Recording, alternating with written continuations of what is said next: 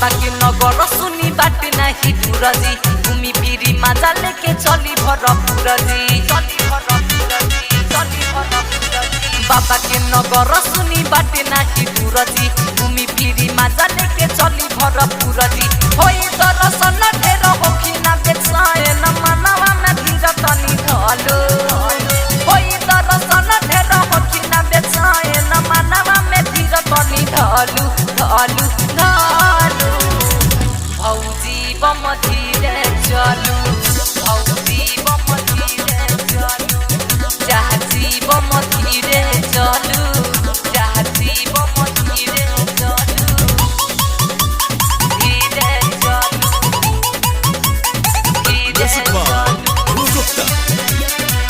भौजी बम धीरे चलू धीरे चलू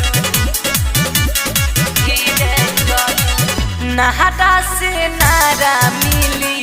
सबके सहारा मिली ऐसन नजारा भौजी फेरू ना दोबारा मिली नहारा से नारा मिली सबके सहारा मिली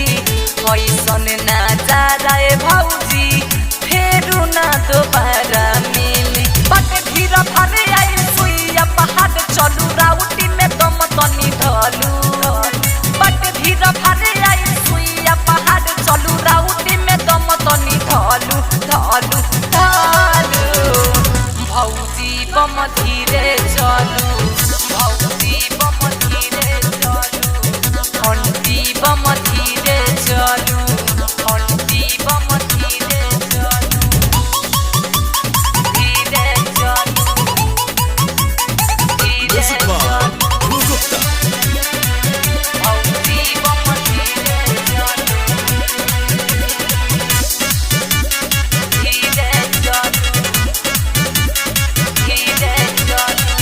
पहिला बेर आइल बाडू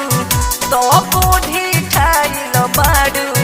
जलवा चढ़ावे खाती इतना गुटाइल बाडू इतना गुटाइल बाडू पहिला बेर आइल बाडू